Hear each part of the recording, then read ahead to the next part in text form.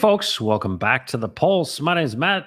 This is Crypto Heartbeat, and it is 11 a.m. Central Texas time, high noon on the East Coast. Thank you for being here and coming back for a new series that we've been doing for the last 3 weeks, and it's with Steve Staggs. In our first introduction, we got to learn about his story. It's amazing to talk with somebody who, since a child, knew that they wanted to basically, I want to play baseball, right? And it's amazing in the simplicity of a child saying, I want to play baseball. And to think that he went to the pros, he went to the show. And you think about that idea in and of itself, it's like, who gets to go, right? And what does it take? And it's interesting in talking to Steve about how, there's all kinds of kids that want to go play professional baseball. And what's interesting, and I find this in all professional sports or the top of any game, is that there's so much of this that is not about the game. It's actually about your mindset. And if you think about this is at the core of what God made, right? It's funny how much of what we do is created, right? We're creating this future.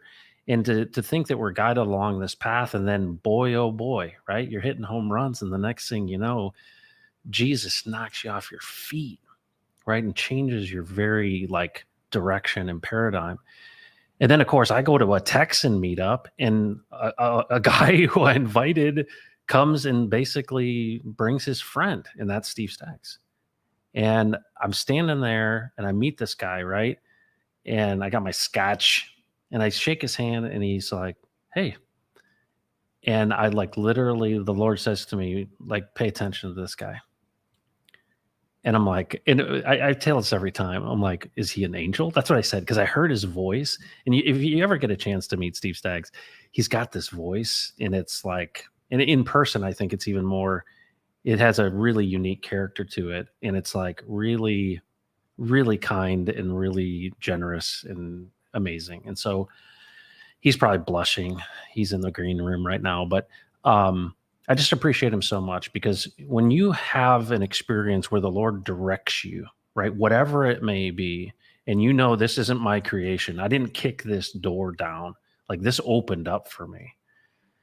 And you're like, well, you got to treat that. I treat that very special. It's special, right? And we need to pay attention to these things because it's happening all around us, right? And so this series, which is called Right Side Up, is really it's an example of the stuff that Steve and I have been doing for a while, right? He's just taking his time and being generous with his time to invest in me and to say, hey, and what he does is so great. He's not judgmental at all. He just asks me good questions. He's like, hey, what do you think about this? And it's what it's done for me. I've been a Christian for 23 years, and I'm even asking, even the term I'm saying Christian is like a misnomer. And it's like, all right, no, I'm a called out one by Jesus himself. I'm following after him. And what's amazing about this is I know these stories. I know this Bible. I've experienced miracles. I've seen amazing things happen that have confirmed to me that this is the way. And then you meet a guy, and the next thing you know, you're like, hold on a second. It's not only greater in its breadth and depth and all of that, but it's also simpler. And that's what resonates as true for me. And I love it, right? And it's energizing, it's encouraging. And so I'm like, we gotta share this with folks, because if my mind is blown like this, chances are yours is going to be blown too. So let's get into the chat, say hello to folks. Thanks for being here.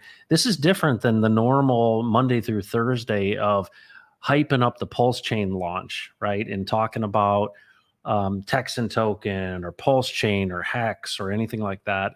So I want you to know, if you're somebody that's popping in here, we're going to be talking about spiritual stuff. And I think we're going to be learning about this journey that God has taken Steve Staggs on. And he's, I feel like kind of woven me into this story because there's something really important to understand. And I've gotten feedback from people who have watched these last 2 episodes. And I know some of you are actually in the live here. Thanks for sharing that stuff, because it's a blessing, because, you do this stuff and you put yourself out there, and, I'm talking to people about stuff that,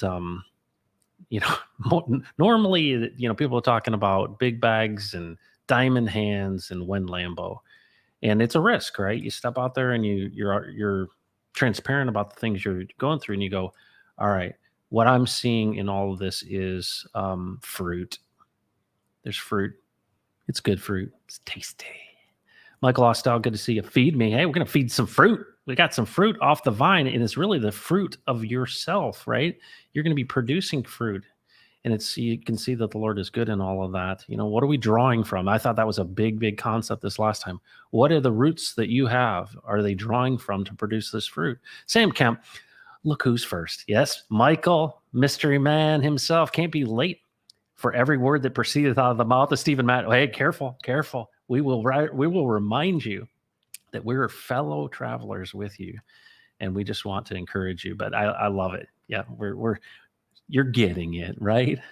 Michael, good to see you. Proceedeth. Yeah, 17th century English always throws me off, doesn't it? Tribal Sounds Force, thanks for being here. And David Lee, all the way from southwestern Indiana. This is a man who's been transformed, and he serves and loves. And that's one of the coolest things about it is, that's what I love about Jesus himself is what is the impact on people when you get close to him? Well, it seems like everybody benefits, not only you, but like my wife is like, hey, why are you being so nice? Well, I guess that's fruit of the Spirit. Manna from heaven, Tribal Sounds, thanks for being here. Hello, David from North Florida. Good to see you. All right. Crypto Pez is here. Thanks, guys, for doing this. 2 a.m. here in Brisbane, Australia. Hey, 2 a.m., Nico. Thanks so much. Wake up just in time. Thanks for staying up for all of this. That's amazing that people across the world are tuning in to listen to an open conversation with Steve Staggs. Michael, good to see you. Godfather J6, Big Bud Wolf, Hexacron, the best name in all of Hexico. Rich Liberation, what's going on? Paul Op the 7th, good to see you. Terrence here. Let's set the captives free. Hey, we're going to do our best to do that. Hornet UK1, Wen Lambo. Dude, please do not stop saying that in the chat because it's such a fun meme now. I love it. All right, so let's invite him in. Folks, I tried to have all these like creative introductions. It was the pistachio thing before, which I thought was pretty good. But you know what? Steve Staggs is a friend, and I'm just so thankful for him. So let's bring him in. Welcome, friend. Hey, dude. How are you? Well. How are you? Doing great. You look good. Thank you. It's a beautiful day here in Texas, and so I just appreciate you coming in for this. What's been, it seems like whenever you're talking about these things and you're really examining the edges of Jesus and in his word and listening and doing these things, has there been anything for you over these last two kind of things that you're like observations or anything that you've kind of been impressed with as far as Jesus is speaking to you related to sharing this information? I know I've shared a number of the feedback and all that stuff from folks. Any comments about that as far as doing this now the third Friday? Yeah, there's this interesting dynamic about time that we talk about all the time. It's in our vocabulary, and we don't even really think about it. Most of the time, we think about it in terms of the time on our wristwatch or on our iPhone or the date on our calendar. But there is a huge dynamic to time that when Jesus starts to show you how he created and why he created and what its function is, it completely changes everything that you think about time and how you view it. So related to your question, there are three basic components to time. There is Chronos time, which is, sequential time. 1 second follows another second follows another second. There's Kairos time, which is circular time that describes more the characteristics of that time. There is the age, which represents something that God is going to do, aeon. And then there's the fullness of time. When linear time intersects with circular time within the aeon of time. Wow. That God then says, now is the time. created beings can handle and deal with and try to manage Chronos time, but they are the ones who produce the circular time of Kairos time. Okay. And only God can cause those things to intersect. And when they intersect, you have the fullness of time. Well, then what is the fullness of time? The fullness of time is that moment when time has choreographed and brought all things together to accomplish a divine decree that God made before he ever started and created time. So when you ask me these things and how the two, last sessions have gone and what has captured me is that there is a fullness of time happening. Yeah. That was created and established before time began, that time has now materialized in the form of these conversations. Wow. And so I look at it and go, Lord, you are absolutely the bomb. How did you do this? Thebomb.com. Oh, man. Oh my gosh. Talk about the atomic bomb and that thing we called faith, last time. That's what strikes me. And David Lee's just like sitting there going, oh my goodness, you're breaking my brain with time. And he's like, all I'm asking is when pulse chain. Come on, man. It's so awesome. That is so awesome. Yeah. Wow. So keep going. That's what's striking me. Okay. Well, you know what's so neat about that? So what I like to do is I like to say back to you just so that I make sure that I'm hearing it correctly. And I think that's helpful. One, it's helpful for me. And this is kind of what you and I do is you drop this bomb of concept on me and you go, and a lot of times, either I haven't thought about it or the way in which I thought about it was very surface. Right. And so what you're doing is you're saying, hold on, I'm going to bring this into focus better for you. And in a little bit, it's like it turns like a notch. Like, we know in general about these things. Well, yeah, God he's outside of time. Like, we have kind of these memes in our culture about, well, yeah, of course, God's like super powerful and like he's outside of this.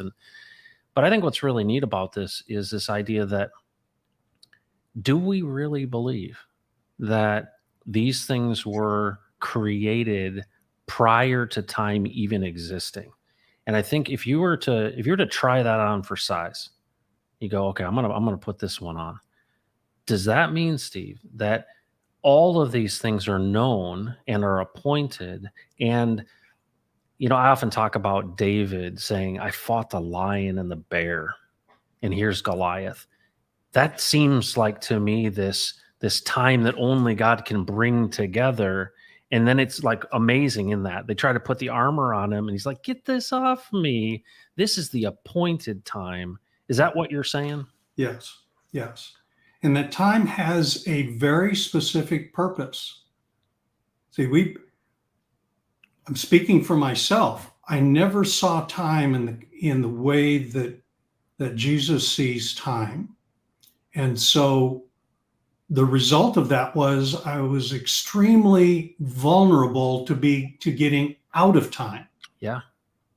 And that is a majority of the conflict that we experience is this push and pull, this tug, this, forceful element that we experience and feel that tries to get us to do stuff. Yeah. Well, what that is that is a force that is attempting to get us out of God's time. Now, that's not just time, 3:57 on Wednesday afternoon. It's not just that time.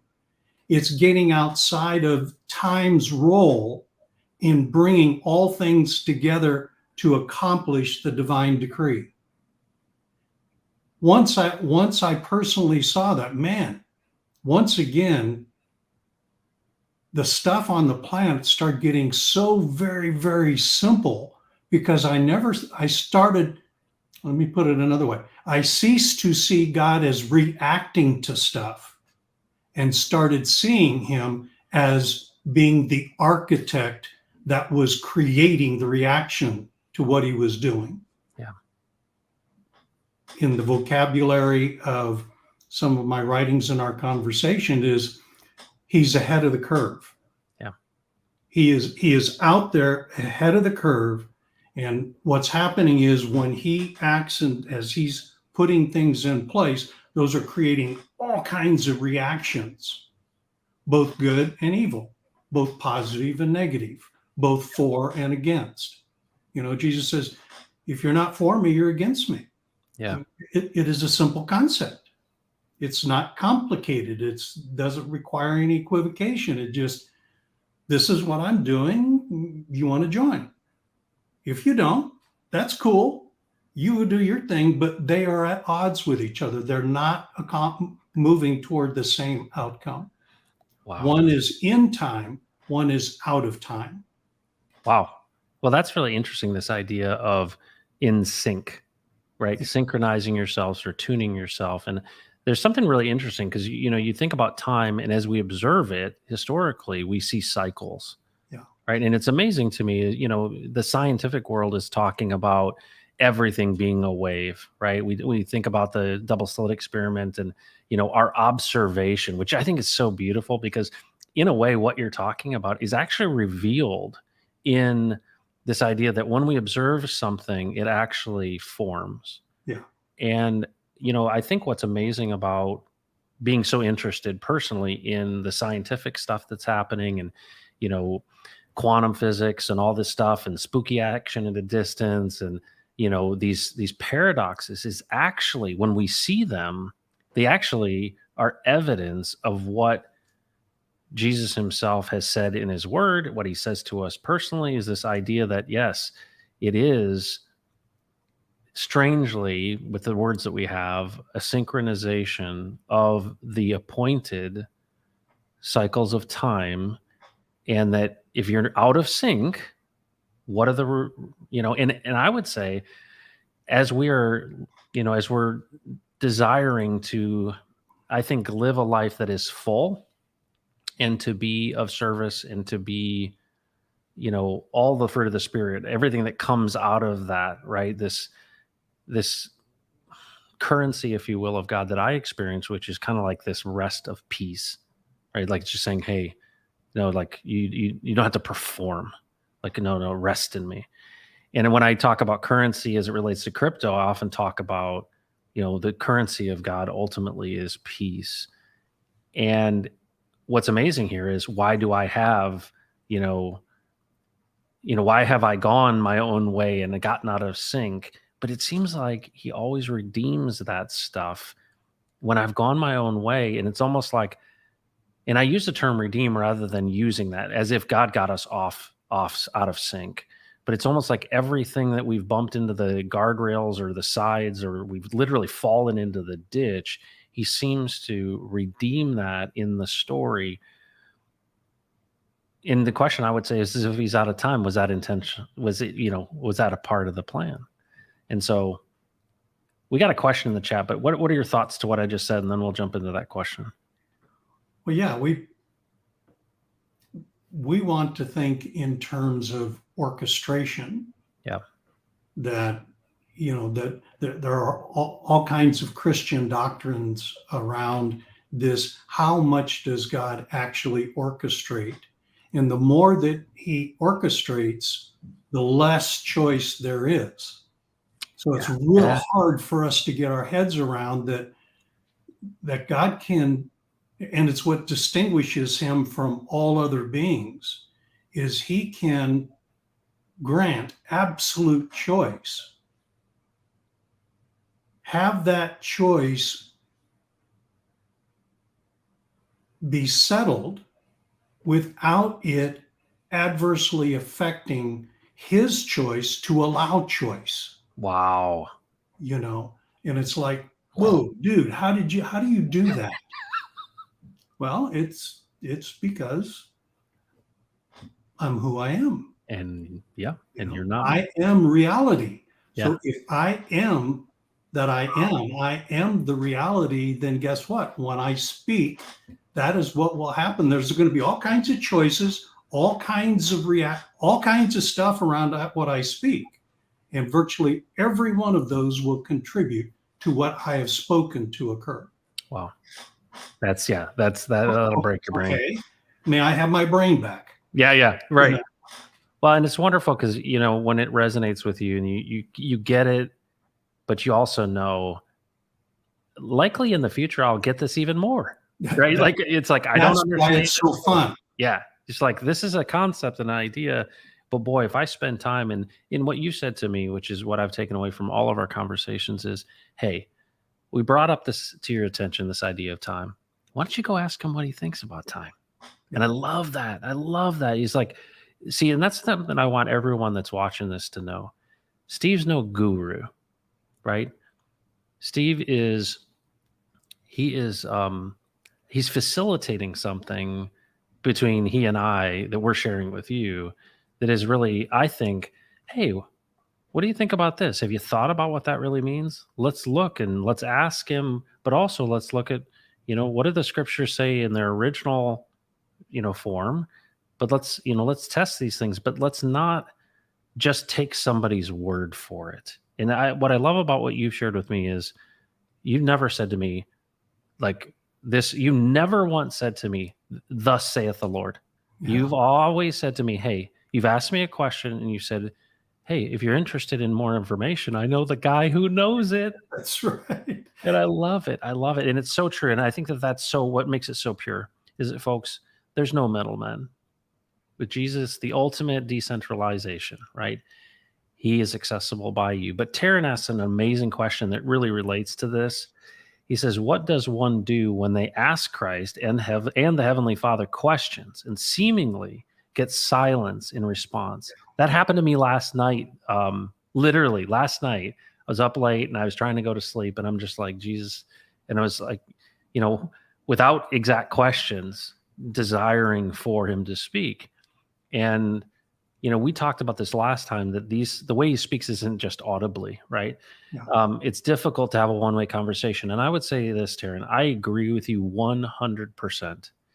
And it is something that is the mystery of all of this. And I want to throw one thing into the mix here as you answer this question, Steve. There's something about this conversation that it's like, I look at all the things I read in the Bible. I look at all these stories to try to make sense of them and, ask Jesus, what do you mean by this stuff? And what I see is he uses a lot of people. And it seems like when we're interacting with people, in a way, we're doing something that he's kind of designed for us to do, like communicating in community with each other and examining these things rather than just being alone in a closet going, please speak to me. And if you don't speak audibly, you're not real.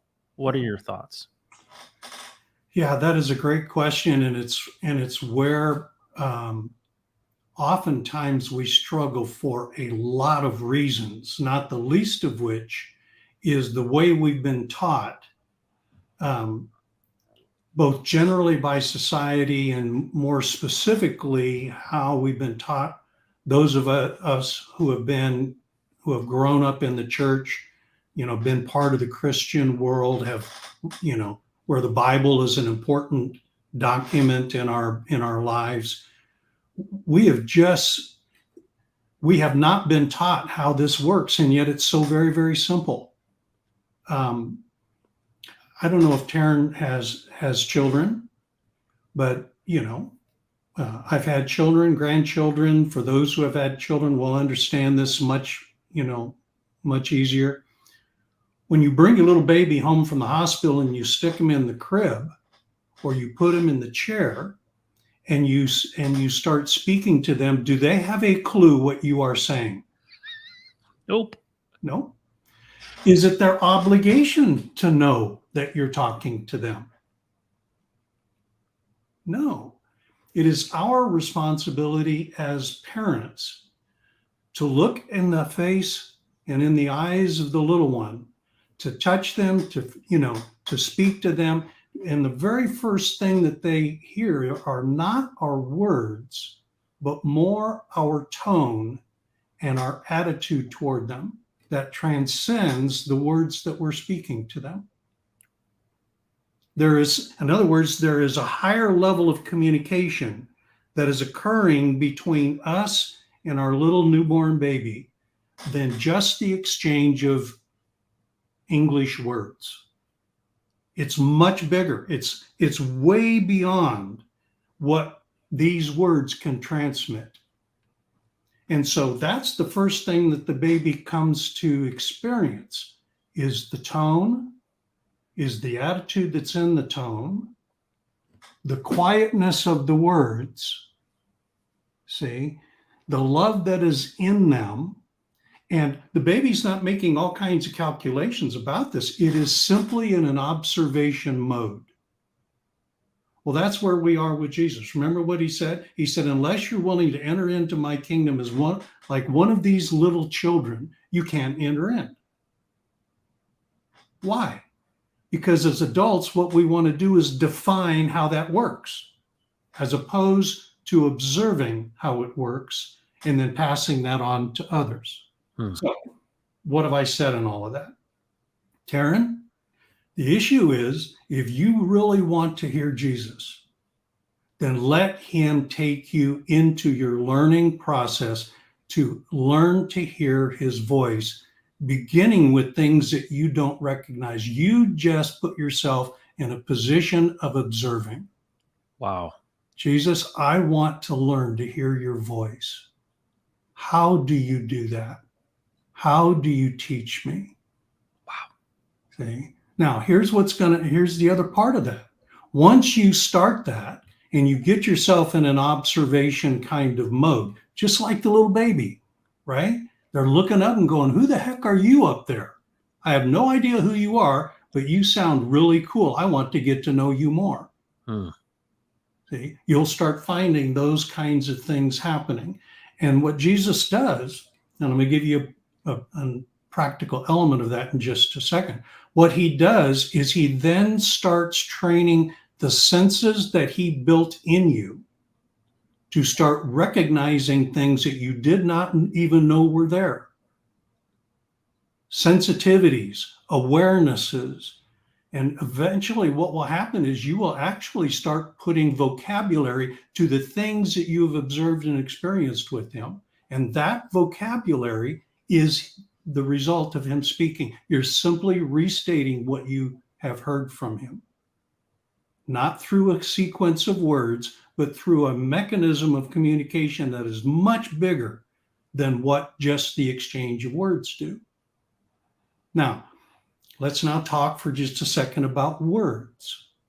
Words are not designed to transfer experience.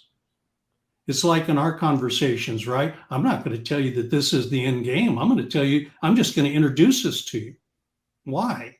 Because why would there is no way that I could communicate the fullness of what Jesus has spoken, what his kingdom represents, how it's worked through a sequence of words. But what I can do is use those words to invite you to go to him to engage the same experience. Whoa. Okay? And he will bring you into a level of experience that no human vocabulary could ever accomplish. It can simply introduce and invite you in, but he's the guy that makes it happen. Well, why would I want to deprive anybody of that? See? So now let's connect that to this speaking dynamic. The limitation of words is that they cannot create experience. And until you learn to experience him speaking and communicating, no volume of words is going to mean anything to you. So begin at the beginning. Just simply, Jesus, I want to learn to hear your voice, to recognize when you speak to me, to know you alone. Jesus, will you do that for me? And then just observe and participate and cooperate with the process. And he will take you at a level that no human being could even begin to describe. And and since 1982, you told me the other day, you said, and I loved it. It was a bit of a confession from you. You're like, Matt, you have to recognize, like, I pushed against this for 30 years. Yeah. I mean, this is I love it because you're, somewhat self-deprecating in that process to say, "Hey, I kinda had a thick skull and all this stuff, and I had this journey," and what I appreciate so much is that, you've paid a lot of the dumb taxes. You're just like, "Yep, I've been the idiot here, and hopefully you don't have to do the same thing I did." But it's wonderful that you articulate it that way, and I've just never heard this stuff, Steve. You know, Here's the thing, guys, that just resonates in my ear when I hear you say this. Here we are in crypto, and we're defending DeFi. I was on. There was a newspaper writer that called me, wanted to interview me about the Texan token, and he had absolutely no clear. He misunderstood. He didn't know crypto at all. He thought crypto was Sam Bankman-Fried and stealing people's money. And so I had to go back to the beginning, just what you did, right? You're like, you bring a baby home. And I said to him, I said, what was Bitcoin created for and why was it created? And we talked about that, and he got this establishment. I said, the purity of the reason and the core of why it was created gets bastardized. And this is really kind of almost the same cycle that we see in life, is that people want to take the thing in its original creation and they want to add to it things that basically soup it up. They want to put a blower on it. They want to put, nitrous, and then they get all hopped up on leverage, and then they lose everybody's money because they want it now. They want it quickly. They want it. And there's something really, really beautiful, in my opinion, about the tool of the blockchain itself. It's decentralization is really fascinating because I think it actually has it has a connective tissue to the framework of God's creation. And when I see that Jesus walked on this earth for a purpose and then said, I'm out of here. And they're like, where are you going? He's like, I'm sending one who will remind you of everything I said. And what I love about that as it relates to crypto is this. We have choice to engage with a contract on the blockchain. We have a choice. And what I think is so amazing is it's like, well, I can describe the benefits, but I don't even have the words. Yeah. You have to taste and see that the Lord is good yourself, because we were talking before we started the stream and I was like, Steve, I saw a miracle, man. And you're like, well, that's awesome. And it's great. And that's super cool.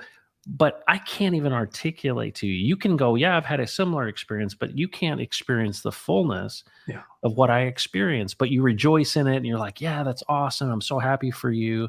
And you're super kind. But in a way, it was just for me at that moment and for those that it impacted. And I can share that with you. You can be like, yeah, that's awesome. Yeah. But I do want to say to everybody that's out there, and Taryn, thanks for being willing to even say that, because I think that a lot of times I feel like when I go into church, I got to sit down and shut up. Yeah. What I love about this is, these are the things, the challenges. When I was a kid, I got to tell you this story, Steve. So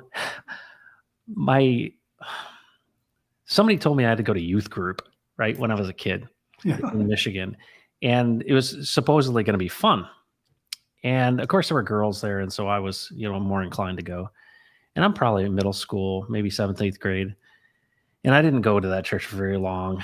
But they went on a canoe trip. And the lady who was leading the youth, I mean, she might have been 100, right? And of course, as a kid, you're like, anyone who's old is like really old. And she was not frail, but she was certainly no spring chicken. And she had these big old 80s glasses on, that probably had real glass in them.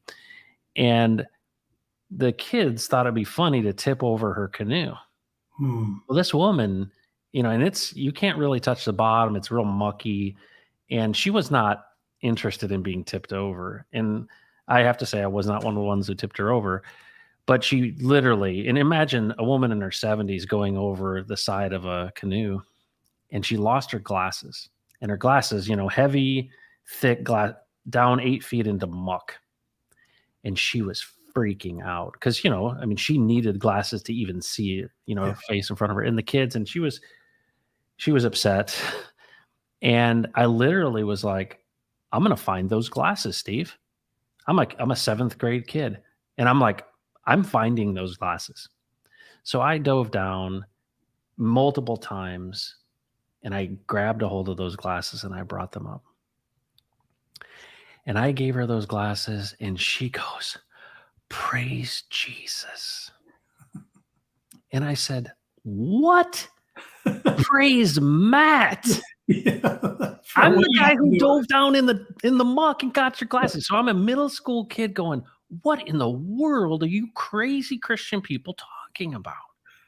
Jesus didn't like fly in and dive down in the water and grab your glasses. Now, of course, knowing what I know now, it's a funny story to tell. But Tara and I can relate to you in the sense that, you know, when you start, getting into this thing where you're actually willing to go, I got nothing. I don't have the skills. I don't know how to listen. I'm making assumptions about you that likely aren't true. And this idea that we first drink milk as babies and then we eat meat. There's a progression to this whole thing.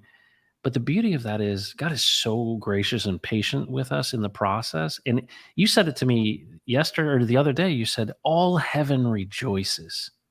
Can you speak to that as it relates to those who come to him and say, I want to know you, I want to hear you, I want to look at your face and observe you. And you said all heaven rejoices. What did you mean? Because that, like, I had such joy from that comment. Yeah, that was in the context of you making a declaration that your choice was to listen to Jesus and to do what he asked you to do only. That was the only voice that you were giving authority to speak to you and to direct your life. Now, that was in the context, and I don't know if I'm sharing what I should be sharing, but since you No, it raised is. it, I'm going to comment it. But that was in response to you being concerned that you were actually hearing what Jesus was saying and doing what he wanted you to do. So it was giving opportunity for fear to inject itself into your attempts to learn how to live with Jesus and to hear him speak, and then to learn how to work with him as he's working. Yeah. Okay. Now, what happens is we're all coming out of the same cesspool. And that cesspool is loaded with this thing called fear. So your good intentions to hear what Jesus was saying and learning how to do what he was doing was now being attacked, if you will, or trying to be neutralized through the injection of fear. And so the comment was, Matt, the question was, Matt, whose voice are you giving permission to speak to you? Tell me what it is. Who are you? Well, you didn't really understand the question at first, but no. Yeah. Yep. Who are you giving permission to? You are an Elohim man who has authority to rule. Who are you giving permission to speak to you? Well, Jesus. Okay. Make that declaration. Establish that decree. Now, this is not fake stuff. This is how it works. Okay. And when you do that, guess what Jesus will do? I'll take you up on that, son. Let's do that. Now, what happens is that all of heaven is now in those moments it pauses to listen to the decree that Matt is issuing that is then inscribed into creation. And guess what? When that happens, heaven rejoices and says, there's another son of man right there. Wow. Let's go. Heaven and earth at that moment are joined through the son called Matt. And Jesus alone is the one who has authority to speak to him. Now, does that mean other elements, other voices aren't going to try to speak to you? No, it's just that they have no authority to affect you. Now, let's take the next step. right? In this conversation, since we're inviting folks into our Yeah. conversations. Yeah. I said, okay, now here's the next step, Matt. You call fear to present itself to you, and you require it to stand in front of you. And then you say to fear, fear, what do you have to offer me? You have injected yourself into this situation. Tell me what you are bringing to the table. Tell me one thing of value that you are offering me, and require it to tell you. Guess what? They won't have anything to say. Back to Taryn. That's what silence sounds like. And then you dismiss it. Depart from my presence. You have no role or place here. Jesus alone is the one that has authority to speak to me. Depart. Wow. Okay, so this is, guys, this should shatter your worldview in some respects. Texan Tailgate 4 says this: it's so nice to bring people together in the spirit and mind to converse these topics. Thank you for being in the trenches and discussing the death of religion. I really like that, Forrest, because in a way what we're doing, and what I feel like my conversations with Steve have been peeling back these things that are kind of assumptions, right? They're kind of, it's like you got to go along with it. Because what I did when I became, when I had this conversion experience, September 10th of 2000, I just started devouring everything. Well, one of the things I thought I had to do was look around me and act like the people around me. Yeah. And the people around me had a culture, and that culture was not listening to the words of Jesus. It was a set of parameters, and it makes things easier when you're running a church to have kind of some rules. Yeah. And of course, you think about doctrine, you think about religious stuff. Well, what are my expectations when I go to your church? Well, there's a different way of everyone does it, right? There's a style to things, there's a perspective to things. And everyone gets kind of caught up on all of these things. And what's really interesting is, I go to church on Sunday, and I can see these things now. I don't judge them. I don't like, oh, that's bad. What I say is, hold on a second. If I hear these things and they resonate with me as true, and I start understanding that we are creating and giving away our authority, if you will, but we're accepting the authority of Jesus in our life. We're basically saying, you're the boss. This really comes from a topic that we wanted to cover on this stream, and that's this idea of authority and naming rights. And I'm going to make this transition here. So the centurion, the story in the Bible, which I absolutely love, is this guy who's in the military. He comes to Jesus and he says, my daughter's sick. And what's funny about this one is Jesus is willing to go.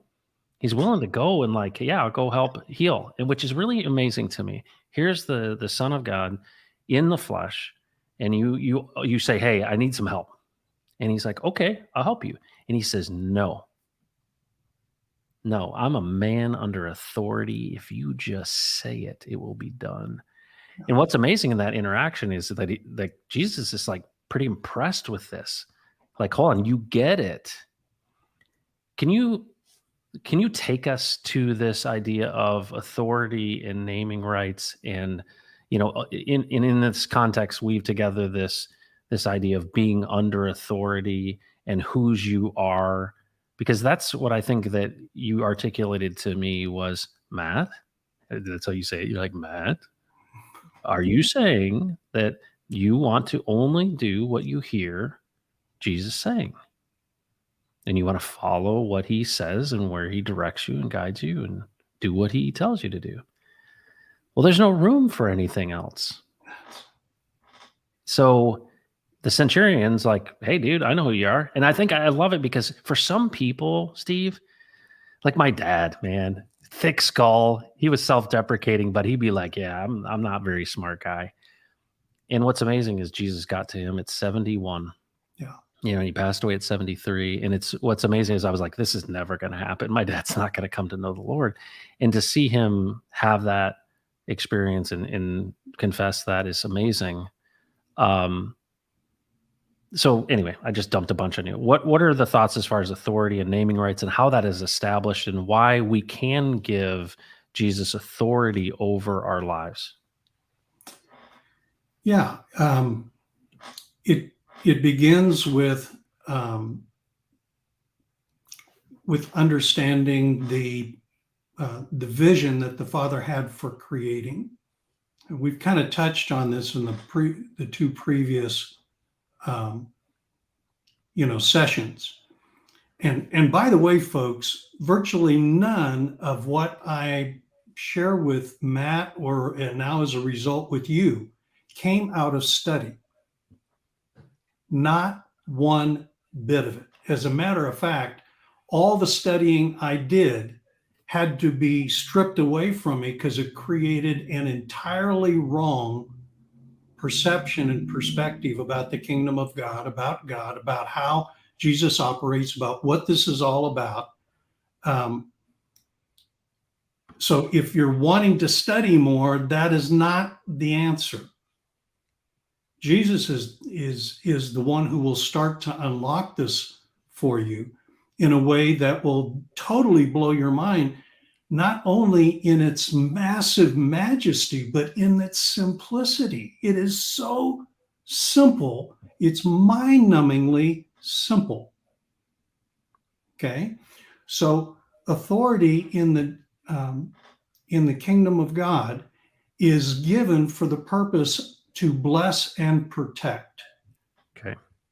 Now that is as simple. So now let's go back to the experience with you. Jesus, you alone have authority to speak to me. And Jesus says, great, I'll do that. Well, what has Jesus just accepted? The responsibility to bless and protect, to exercise the authority of all of heaven to bless and protect. Okay. Now, there's a lot that goes in there, but let's, kind of start with that.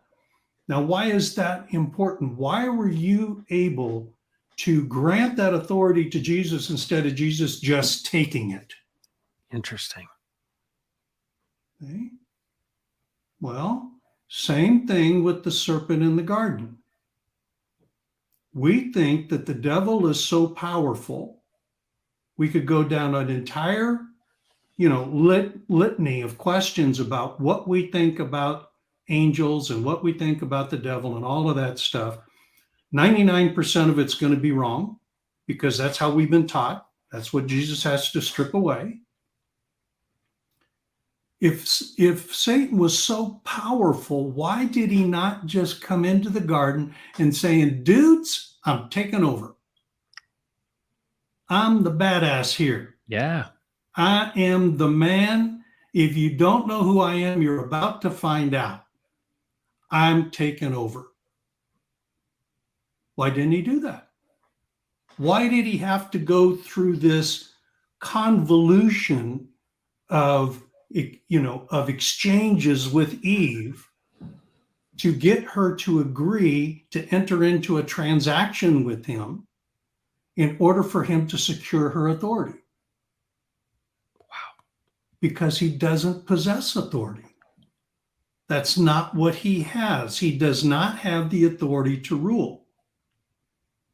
We have the authority to rule. Why is that important? Okay. Where does that come from? Well, that goes back into the Father's vision for creating. Has anybody ever asked you, why did the Father create? What did he have in mind? What was he thinking about? See, what was the end game that he had in mind? What, and how did he plan to get there? What was that all about? Well, Christianity has an answer, but the answer absolutely makes no sense if you pause, take a step out of it, and just look at it and say, okay, I've got a contract in front of me. I think what I'm going to do is evaluate if this contract is actually saying what I think it says. Isn't that what you would do as a business guy? Isn't that what you do when you enter into a relationship, with a customer or with a partner, or even at the employment level? Don't you, reduce that to a contract of some form to make sure that both of you are on the same page? Yep. Well, we don't do that when it comes to why did God create? It makes no sense, what we are told, the reason that God created. So I asked him, I'm a business guy. I know what it is to build businesses and run businesses and stuff like that. Well, gee whiz, why don't I just try it? Father, why did you create? What was the vision that you had in mind when you created? Son, thank you for asking. Wow, thank you for asking. Can you imagine the God of all creation saying thank you? Well, that's kind of back to Taryn, that looking into the eyes and hearing the kindness of the voice that is really who is our greatest advocate. Son, the reason I created, my vision for creating was that my man would learn to rule my creation with me in the fullness of my nature and character. That is my vision. And if you learn to follow me, I'll teach you how to live that way. Okay? Wow. Well, guess what? In order to rule, I have to have authority, right? Yeah. And if I'm going to exercise authority, what is the purpose for that authority? To bless and protect. See? So that anything and everything that God entrusts to me, my authority is to be used for one reason alone, and that's to bless and protect. Okay? Wow, how do I do that? Good question. Follow me, I'll show you how to do that. I'll teach you how heaven rules. I'll teach you how heaven exercises its authority. By the way, isn't that what I responded to the disciple who asked me how to pray? Yeah. See, as in heaven, so also in the earth. These things are not separated, son. Heaven and earth are two parts of the same creative, component there. They're two sides of the same coin. Now, what happened is, that's why when the serpent entered the garden and entered into this transaction with Eve that Adam then partnered in accepting, that at that point, authority was no longer about blessing and protecting. It was about ruling. And ruling over, in Christian terms, it's called lording over quite often, but it is to rule with heavy-handedness in order to create compliance. And at that moment, we returned from right side up to upside down. The authority that we were given to bless and protect was now going to be used to create a heavy-handed compliance model that put us under the heel of the one to whom our authority was given. Wow. Okay? And that's what we experience. Okay, so we gotta break this up. This is enormous. Okay, I'm gonna try to say it back to you here. This is amazing. See, every time I hear it, it's like it gets even better. What's amazing is one of the things I want to share with you. If you're somebody that grew up in the church, and I've had kind of these 22, 23 years of it. A lot of these things sometimes are a bit shocking to your system because but here's the thing that I've experienced in spending time with Steve and listening for myself. I keep coming back to the fact that he always says, ask him yourself, dude. Don't trust me. Ask him yourself. So that's what I did. And I consulted with what I know about the Bible and what I know about all these things and these questions that Steve asks. And, he's like, hey, I asked him, why did you create? And I think what's really fascinating about it is it's almost like I've been reading Christianity through an old black and white TV, and that somebody decided to put me in a theater and it's in Technicolor. You know, when it goes in the, Wizard of Oz and it's like all black and white, and then it's like you go in, it's like, oh my goodness, hold on. I knew that there were probably some cool things here, but this is like way beyond, and it's wow, it's detailed and it's wider and it's bigger and it's amazing. So here's the thing. I feel like we have, especially in the stories that we tell each other within the church, kind of an accepted way of describing the fall of man. And we kind of just take other people's word for it rather than really looking at what is this, and then asking Jesus himself, reveal this. So when you said to me, hey, I asked him, and this is what he said. Well, if you look at, I went and I looked at all the different things Jesus said, and it's like, hold on a second. This is exactly what he said. He said, on earth as it is in heaven. And, all of these things that reinforce the fact that listen to Jesus, everything, like, it's amazing. Like how much, twice that I can think of in the Bible, the actual God spoke and said, this is my son with whom I am well pleased. Listen to him.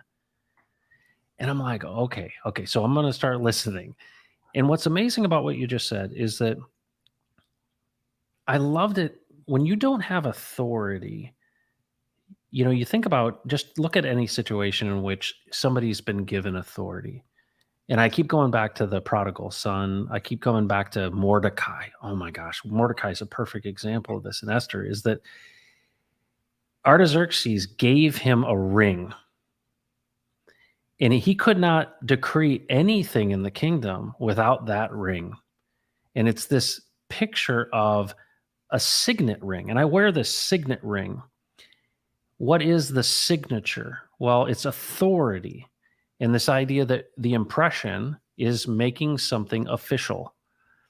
And to think that prior to the serpent confusing Eve and tricking her, if you will, before even Eve showed up on the scene, here's Adam being given authority to name the animals.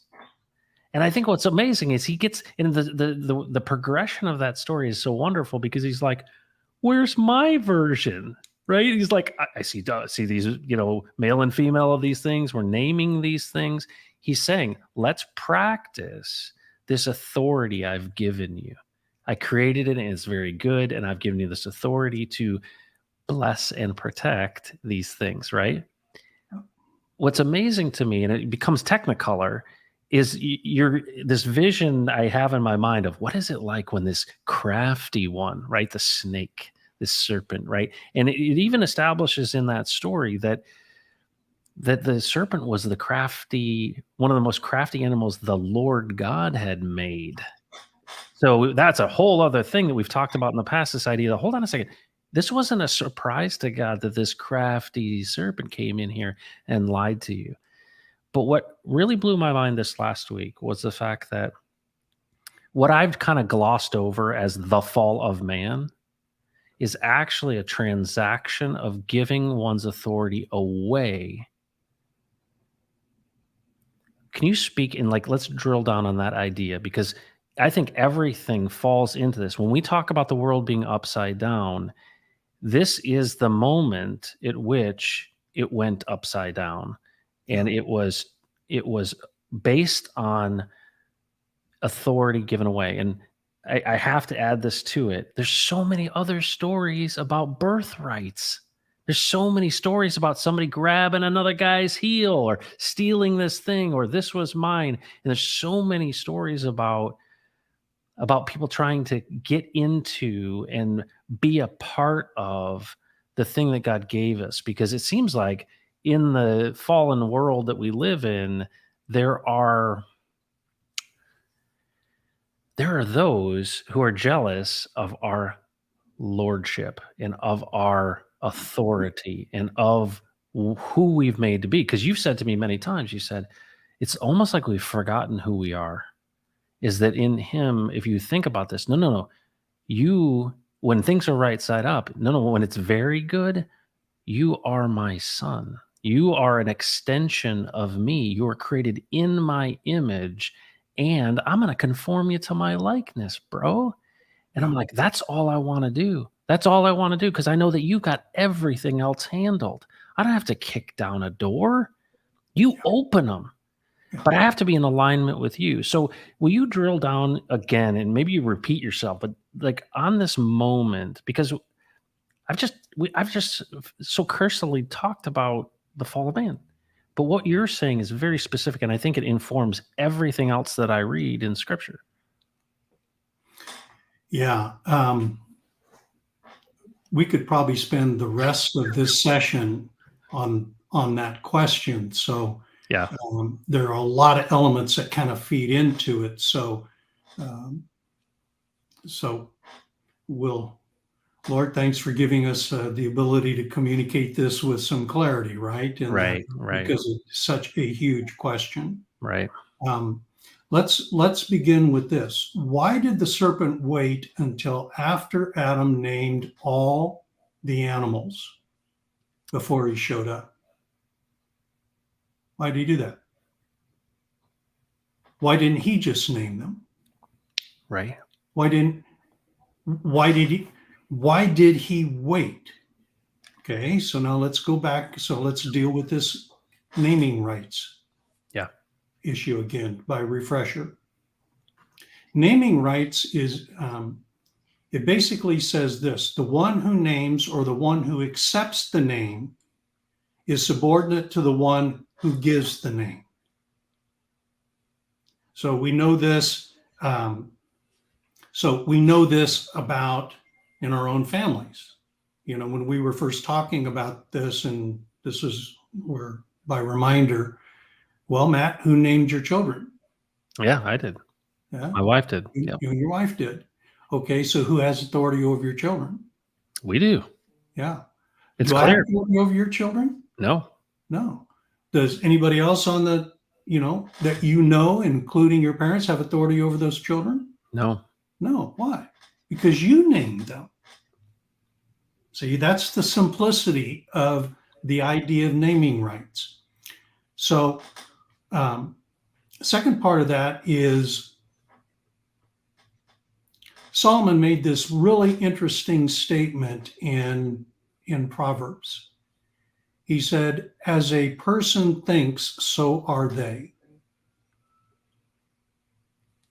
So the way I think is the way that I am.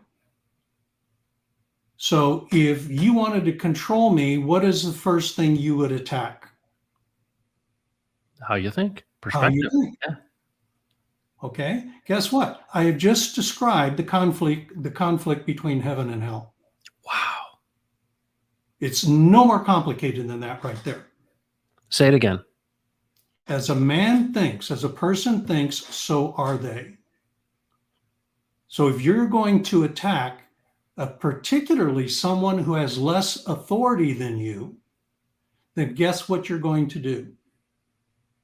You're going to attack the way they think, because the way they think is the way they are. Now, by the way, that is happening right now. This may seem like divergence, but I'm going to come back and bring it very practical in our real life experience today. How naming rights is working right now. And we don't even know it.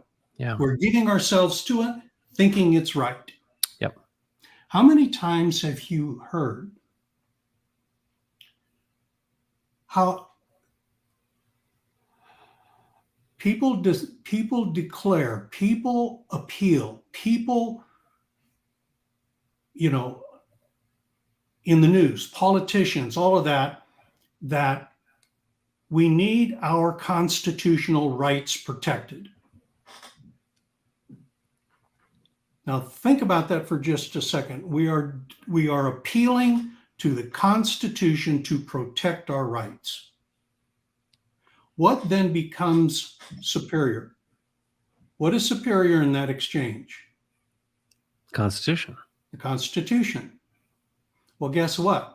That is a naming right. We have just named the Constitution as being superior to us. That makes total sense. Okay. Now, guess what? That is a redefinition. That is a turning upside down of what that Constitution does. That Constitution does not delineate our rights.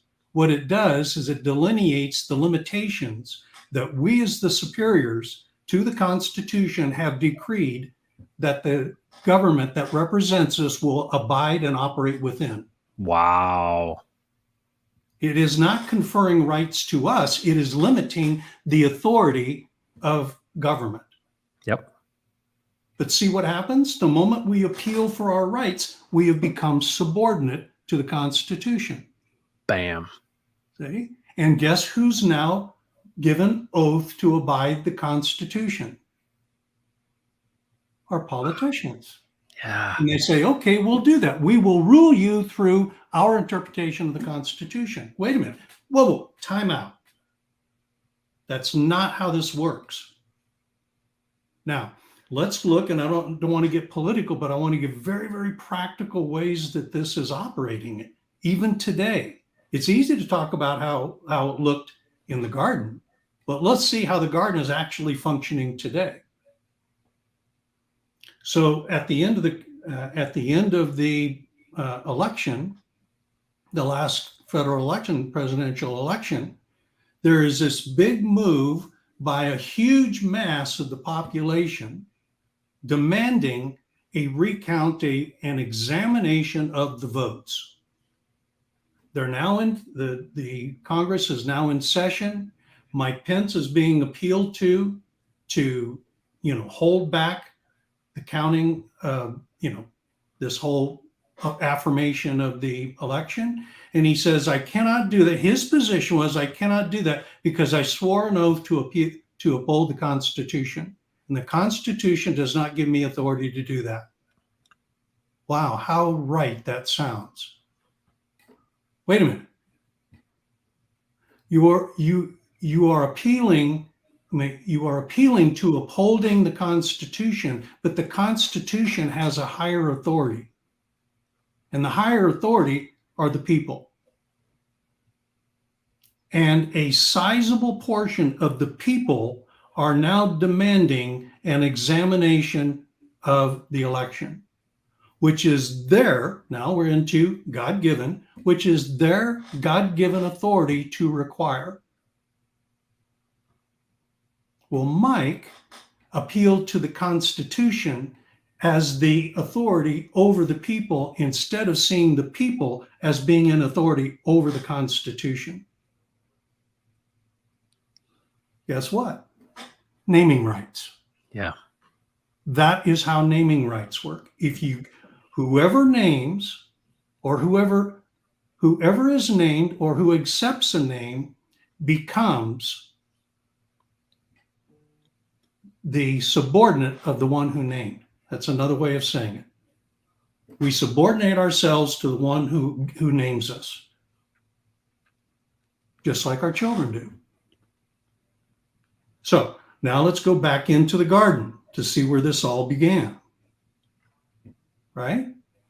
Now, what I just shared, it could be, that could be construed as being pro-Trump or anti-Biden or any of that. That's not the intention. See, it is understanding the effect and impact of naming rights.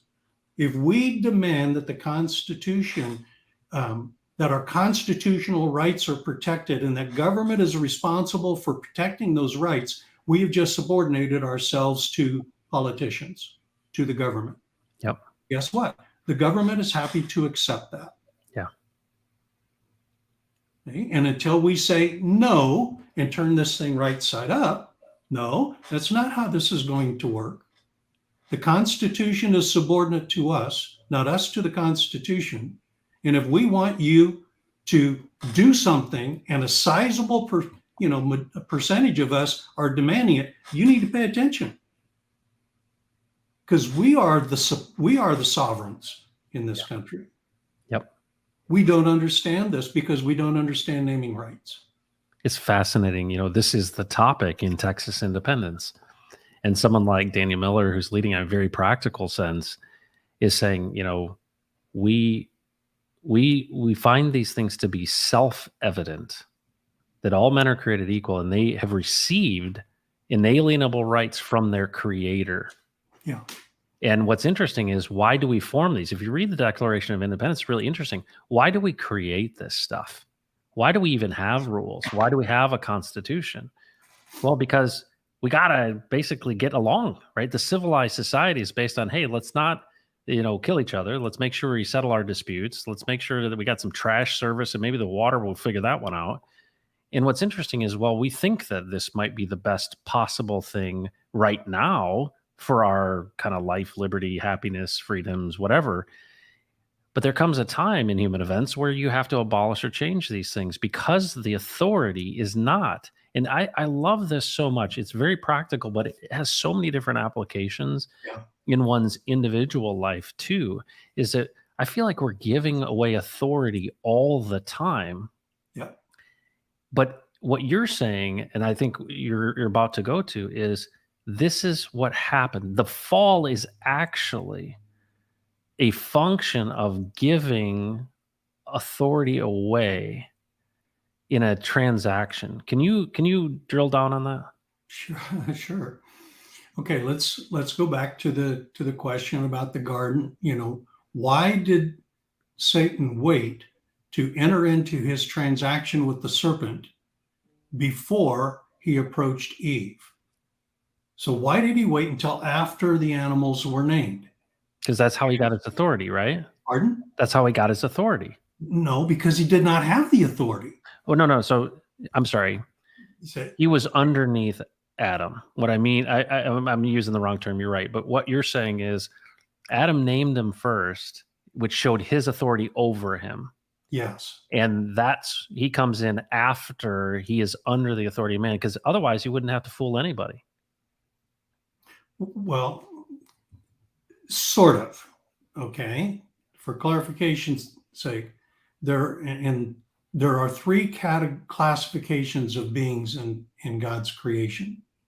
There's the Elohim, which is the ruling class, the angelic class, which is the ministering class. There is the animal class, which is the serving class. Man is a part of the Elohim class. And not only is he a part of the Elohim class, he is the highest order in the Elohim class, in the ruling class. Okay? Now, so when Jehovah brought the animals to Adam to see what he would name them, it was to establish, as you shared just a minute ago, to establish his authority over the animals. The reason that Satan did not come before that time was because he did not possess the authority to rule, which is then a component of naming. Yeah. When you named your children, it's because you had the authority to rule. Yeah. See, I don't have the authority to rule your children. Right. See, so I can name them anything I want to name them. It wouldn't make any difference. There was nothing in there.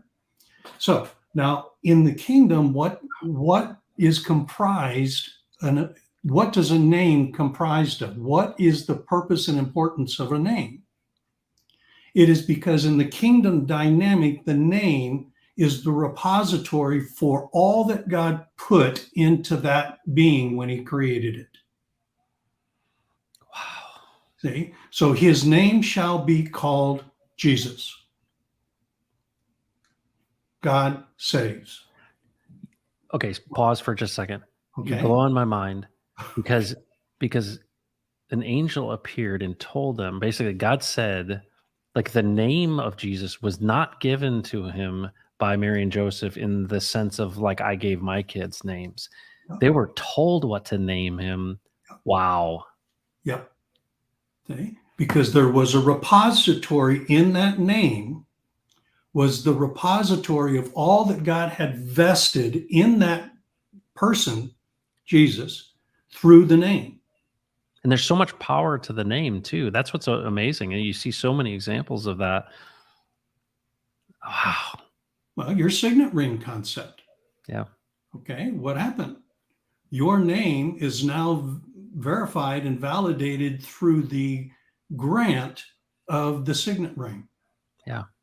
See, that signet ring is not given to me. My name carries no authority regarding that signet ring. Only your name does. Yeah. See, it is a powerful, powerful concept when you look at it, and then you start understanding, in certain instances why God changes a name, and in another instance, Satan disregards a name. Yeah. Or he says, or he actually acknowledges it. Are you coming before the time? Jesus, are you coming before the time to judge us? Hey, is that what you're planning to do? Are you going to use your name, your authority, your station and position in all of creation to unlawfully ban us? Yeah. Temptation. Yeah. See?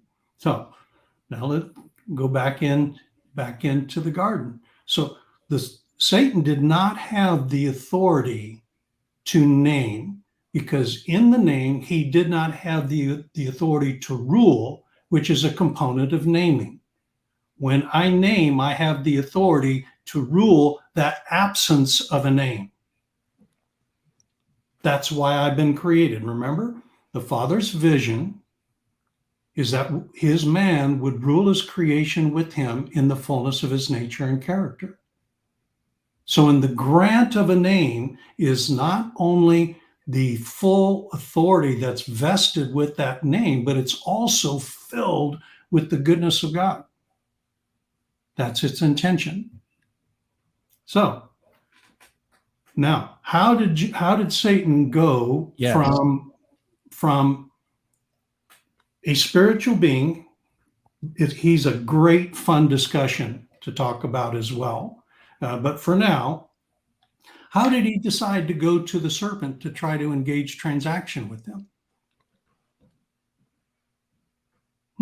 Why did he pick the serpent? Why didn't he pick a beetle, an eel? Who's the most crafty? Oh, but why was he the most crafty?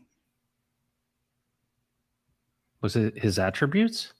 Well, where did those attributes come from? God gave him, created them. Okay. And who named them to establish the repository of that serpent as distinct from other animals having those attributes? Adam himself. Adam did. And Adam said, this one has been granted the authority, the attributes is a better term. Yeah. The attributes of being wise, of being shrewd, of being crafty. This is the dude who's going to, as a serving class being, is to help aid my man in executing his responsibility on the planet. And Adam saw him and said, you're the dude that's most wise of all the beings that God has created to operate on the land. You're the man who's going to be called the serpent, and serpent, your job is to help me. Satan said, okay, that's the one that I want to talk to, because that's the one who is the repository of shrewdness, of sensibility, of intelligence, of craftiness. Not craftiness in order to exploit, but craftiness in goodness, to be able to navigate around difficult situations that will confront you as life unfolds in all of its dynamics. There is somebody who must understand how to navigate around these things in a shrewd and crafty manner. In good. So Satan said, that's the one, because that's the one that Adam vested with the authority to speak to him to gain counsel, is how we might otherwise say it. Wow. Okay, so what happened? Satan said, okay, I want to engage contract with that one. So he engaged in transaction with the serpent. How do we know that? Because the serpent acted as his agent. He transferred his message.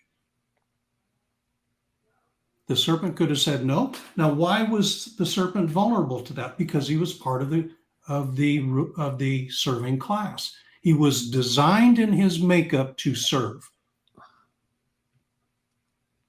Okay, part of the serving class.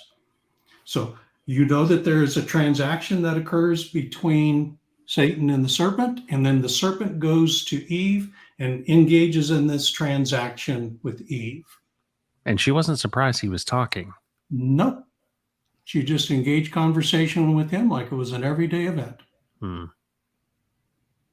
Yeah, man, I got this problem. Don't quite know how to act wisely in this particular situation. It's kind of got me, by the tail here. I'm not quite understanding how to deal with this. Oh, I know how to deal with that. I know how to deal with that.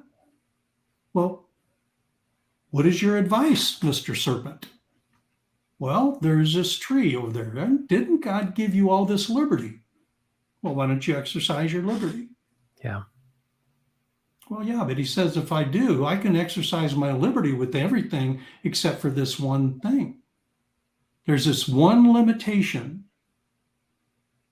Well, what's that limitation? We're not to eat. Not only are we not to eat, we're not to touch it, we're not to strike it, we're just to keep our distance. Nah, if we don't, if we eat it, if we touch it, if we strike it, we're going to die. Now, my question is, what did dying look like to Eve? Yeah. Yeah. Good question. See, that was a meaningless term to Eve. What was dying? What was death? What was that? That's like the first time I looked at a balance sheet and I looked at right? And I looked on the liability side and saw stockholder equity, and I said, wait a minute, that doesn't make sense. How is stockholder equity a liability on a balance sheet? See, that's something of value. What is it doing over there? It didn't have meaning to me. I'd suggest death had no meaning to her. And so the wise one said to her, no, you're not going to die. See? Actually, what's going to happen is you're going to become like the Elohim, knowing the difference between good and evil. What to do, what not to do. What's in my best interest, what's not in my best interest.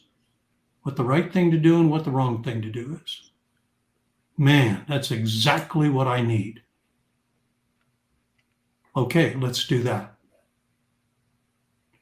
Now, the moment that happens, see the transaction that's going on? Now, here's this interesting thing that Paul says, the Apostle Paul says, and he poses it in the form of a question. Questions are powerful because they open up the mind and they get you to think. And they go, oh, yeah, how about that? And you've experienced that yourself. We all have. He says, do you not know? Do you, and actually here's how he puts it, do you not see with your physical eyes to peer into the spiritual world to understand and comprehend that the voice you listen to and obey and under whose authority you act, you are a slave? Wow. Oh, as a man thinks, so is he.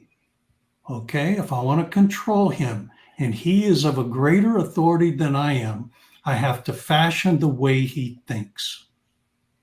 So if I can get him to think the way that I think, the way I want him to think, I can control him and he won't even fight me. He'll just be that. Do you not know the voice you listen to and under whose authority you act? You are a slave to that voice. And we have been doing that ever since. Yep. So Satan did not come in through his agent, the serpent, to exercise power as by force. He did it through cunning because he had no authority to rule. He had to have Adam and Eve transfer their authority to rule to him. And we're doing it today. We're doing this exact same thing today. We continue to transfer our authority because we don't understand naming rights. We don't understand who we are. We don't understand how the game is played. And so we get sucker punched one time after another. Now, here's what happened as a result. We talked about it before. All of a sudden, once Adam transferred his authority over the earth, that he was given charge to rule with God, once that happened, then everything was turned upside down. The man who lived forever was now going to die. The man who lived in as the recipient of the abundance of provision that came through the earth was now living in scarcity. The earth that was to serve him, he now had to serve the earth. See, all of these things were turned upside down. The one whom he spoke with freely every day, Jehovah, and spoke with him, about all of the things that life had to offer. Now, all of a sudden, he was now afraid to hear his voice. Okay? The one who lived in purity was now ashamed because he was naked. Upside down. Boom. Now, thing is, we're the ones that still possess the authority to rule.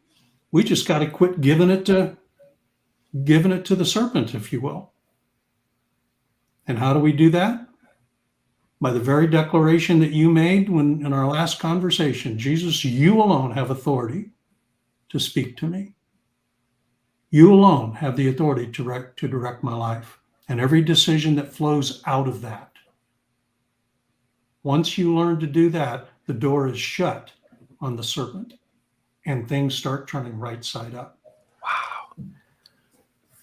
It's amazing about this conversation. This is fantastic, man. Like, wow. Oh, my goodness. So what I want folks to notice about what Steve just shared, because obviously it's just amazing and I'm just like, blows my mind in a wonderful way, is that Steve never said, hey, here's how you get saved. You notice that, folks? I think it's really important to note. I think a lot of people have been told, and here's this amazing thing. I'm reminded of the seed that fell on the path.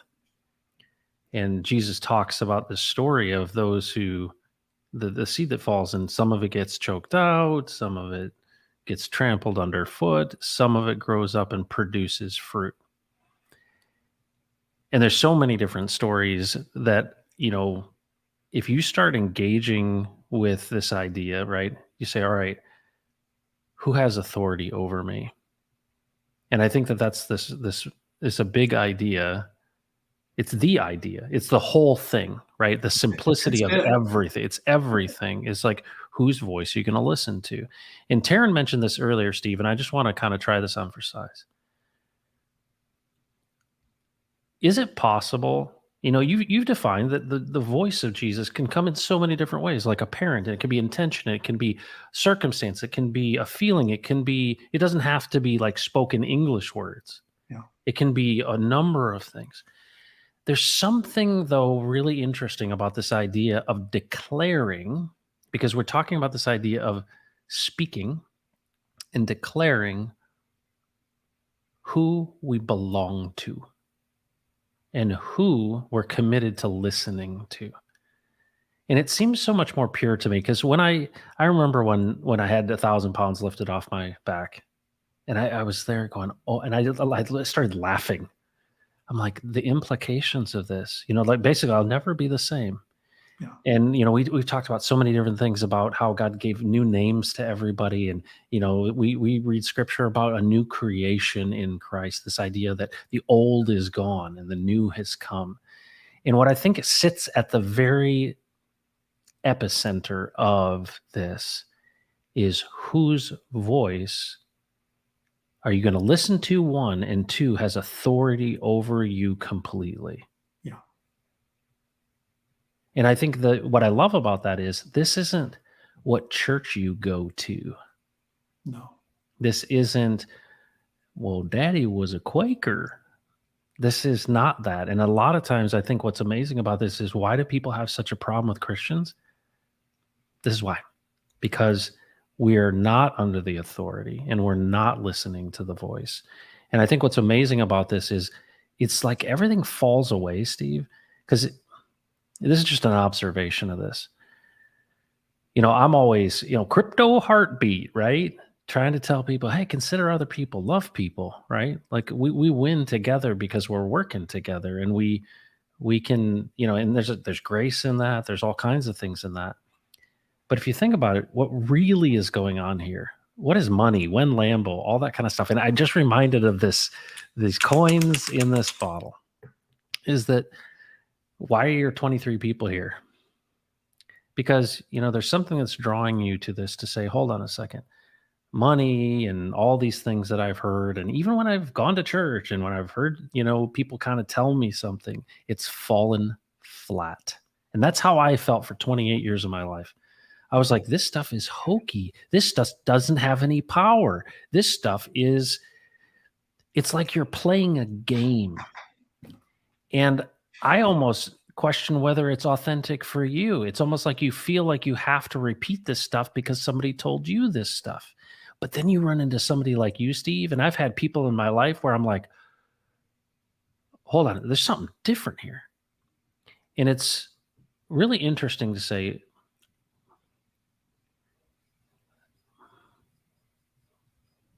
and we can, I don't want to talk about it, get into this right now. But you asked me the other day, because I've dealt with massive anxiety in the past, and it creeps up on me a lot. And, and when I embrace this stuff and examine it, because I'm thinking about this stuff all the time, is well, if I'm listening to his voice and I'm doing what he tells me to do, and I'm testing all of these things, and I'm giving him authority fully with everything. You asked me the question, you said, Matt, what's your intent? Because what you've helped me understand is this idea that I'm making choices. Yeah. I've got this ability to make choices.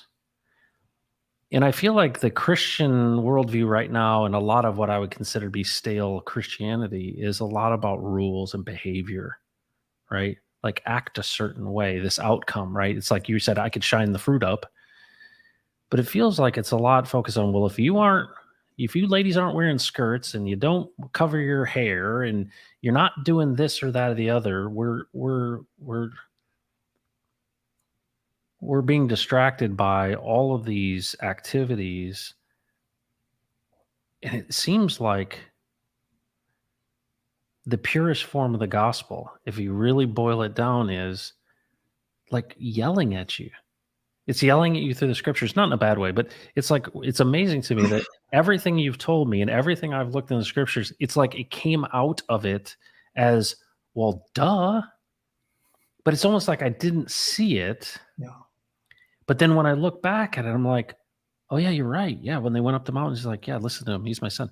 Oh, and then, yeah, he's going to remind you of everything you said. And he speaks. And then he's in the Garden of Gethsemane. He's like sweating blood, and he's having a conversation with the Father going, hey, he's listening to the Father. He says, I don't go anywhere. And then you said to me the other day, and it just hit me like a ton of bricks. You said, the sheep recognize the shepherd's voice. We talk about that, because that just like to me, that was just like dropping the anvil on my head. Well, yeah. And, in the context of the verses that you're referring to, Jesus is talking about a lot of false prophets, a lot of false teachers, a lot of false messiahs, on and on, are, show up. And what they do is they don't go through the gate. They try to climb in through some other mechanism. They shortchange it. And the reality is they have to do those things because they don't have the horsepower, authority to do that, to be a shepherd. So they have to come in with some other way. By the way, that's exactly the way Satan came into the garden. He didn't present himself as, an angelic being. He presented himself through the serving class servant. Why? Why did he do that? Because he had to come in through some other way. He couldn't come directly through, if you will, the gate. Remember the gates with the flaming Yeah. swords? Swords. Yeah. See? There was an appropriate way to enter into the garden. He couldn't do that. He had to come in through some other way. And so Jesus was saying, listen, the shepherd has some very unique characteristics about him. His character is that he will give his life for the sheep. His character is to give that which is most important to him for the benefit of those over whom he is caring. He is exercising an authority that is different. And when you are exposed to that different authority, when you are exposed to that different nature and character, when you are exposed to that one who speaks to you in a certain way, not the words he speaks, but the nature and the character that are saturating his words, you come to recognize them. And every other voice is an assault against that. Why? Because those voices don't possess that.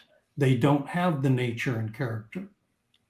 So eventually the sheep learn to hear the shepherd's voice, and the voice of a stranger, those who do not possess that nature and character, they won't listen to. Yeah. Because it's inferior.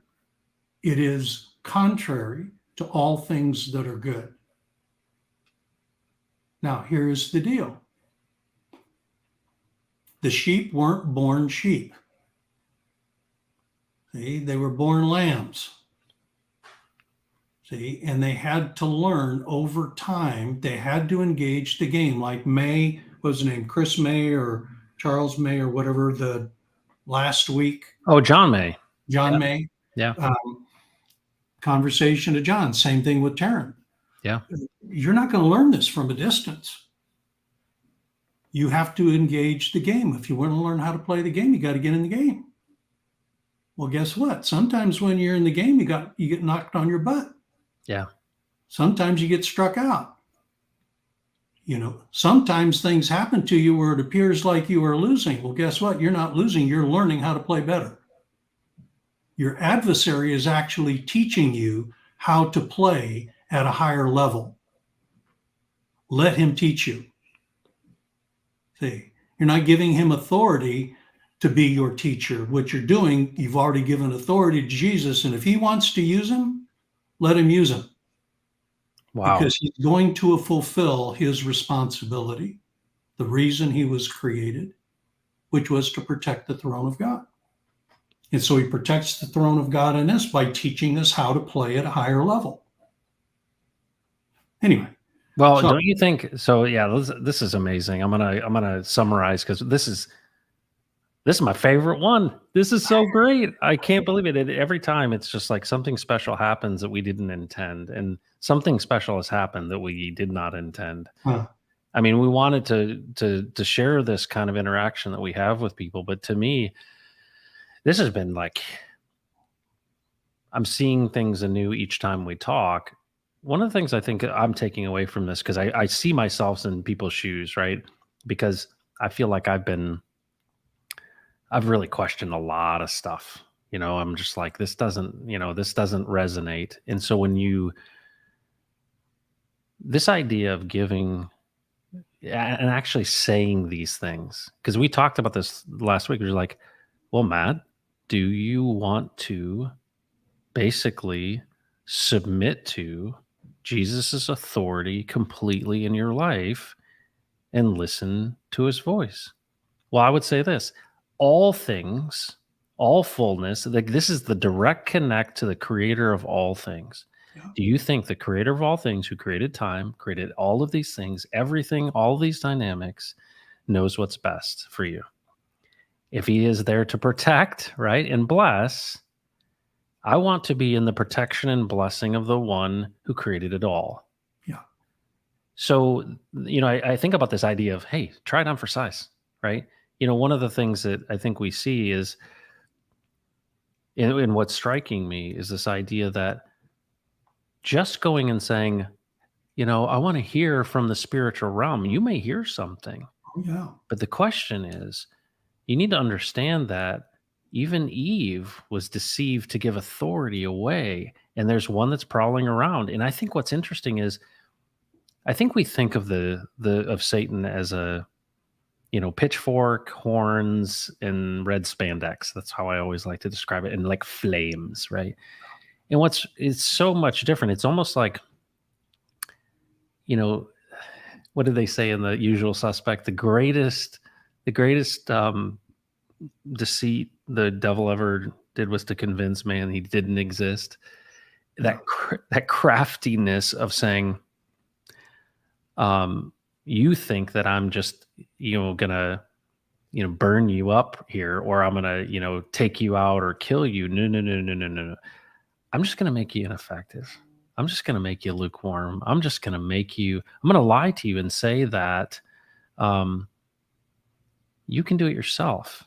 You can go your own way. You have choice. You know that you have the knowledge of good and evil now. Go your own way. Kick your own doors down. Make it happen. Hustle. And there's truth to the sense that there is. I've been seeing this. This has happened with me since starting this channel. I feel an obligation to stream. Yeah. And I feel obligation to share.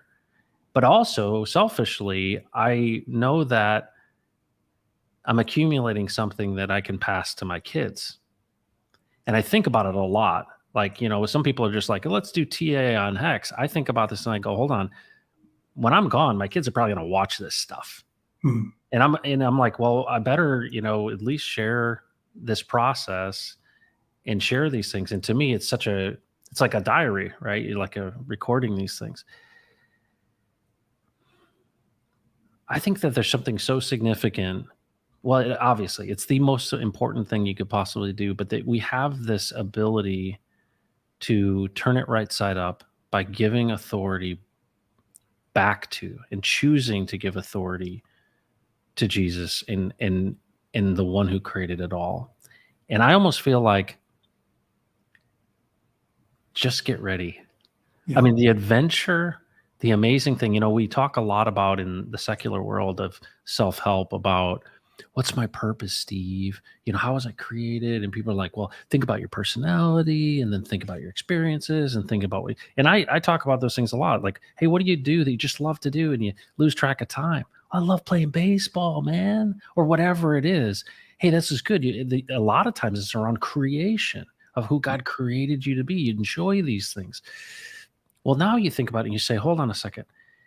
If the creator of all things loves me, and I get aligned, right, by giving him the authority and rule over my life, it's almost like this incredible adventure begins, in the sense that, hey, what are we going to do today? Yeah. Where are we going to go? What do you want me to do? And I've run into people, you're one of these guys where it's almost like, yeah, I'll go.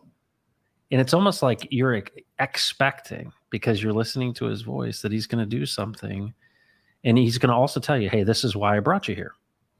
And that almost nothing is wasted in some respects, because you see him in all things, but also he's doing supernatural things.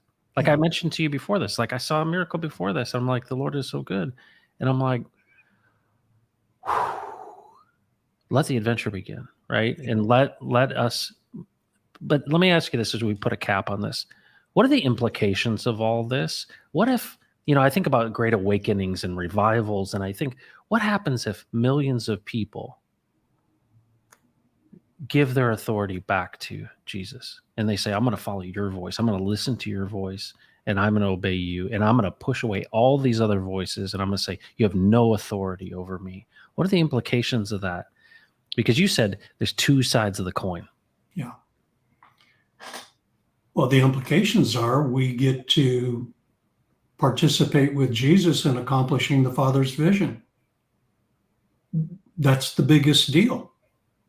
It's not about things. It's about fulfilling the Father's vision for creating. I mean, a lot of times people want to know what Jesus is doing, and they'll push him back in the past or they'll push him forward into the future. But what is he doing right now? Jesus, what are you doing right now? See? Well, what you'll find is that he is about fulfilling the Father's vision. If you want to know what Jesus is doing, he has one thing and one thing alone on his mind, and that's about fulfilling his Father's vision. So you see that in the creative process in his Old Testament name, Jehovah. He created. He took what was in the Father's mind, all the things that they had talked about before they ever got it going. He then began to materialize it. And how are we told that is done? He starts speaking it. So what the Father spoke to him, he started speaking. And guess what started to happen? Light be and light was.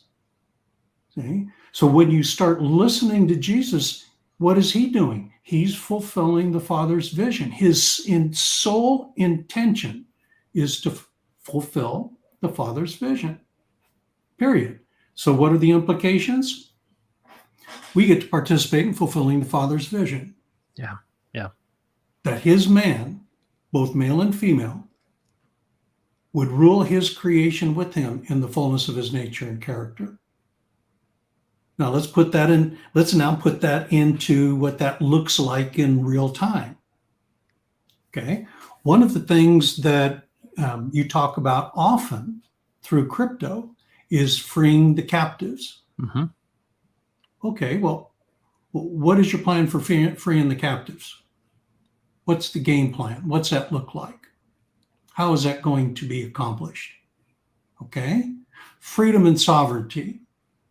Freedom and sovereignty. How are you going to free them? How are they going to exercise their sovereignty? Well, if you're operating in the upside down world of Satan's administration of what God created, there is no such thing for man in that world.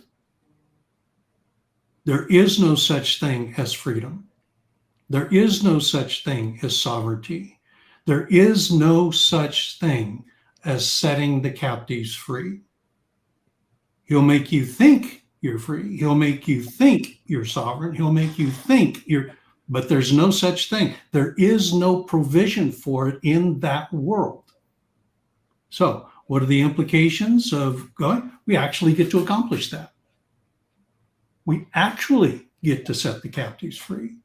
How? We're describing it.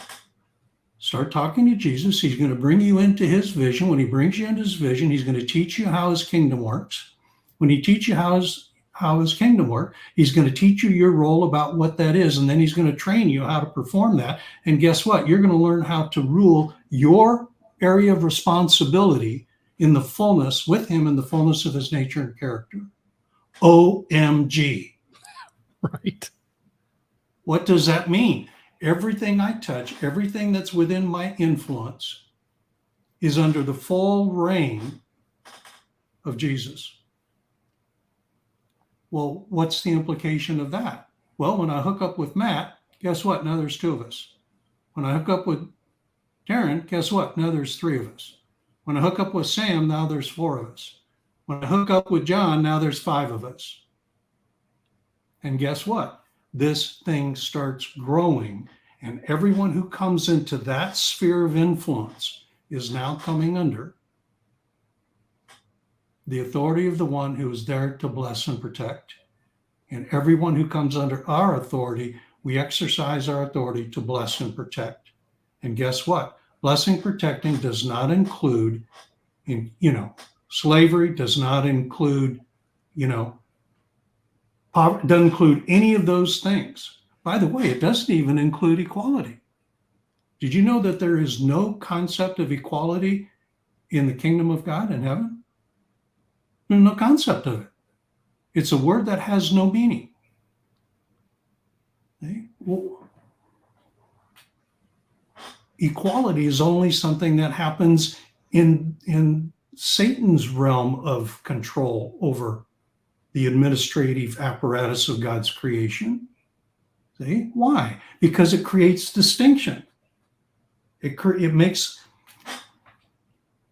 to declare yourself equal means you must first declare yourself unequal. Yeah. Yeah. And then to declare yourself from an unequal position or a subordinate position, to declare that you're going to become equal means you have to have greater authority and power than the one that you're trying to become equal with. It doesn't work. That's not how it works.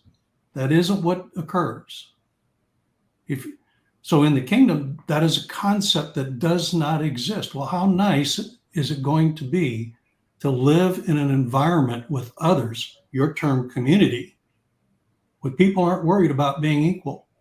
Yeah. They just are. Yeah. Yeah. They just are. Well, and that idea, you think about the child, little kids are great, right? Because when a child has no fear, and I just think about, I'm thinking about my wife rocking babies, right? Again. Yeah.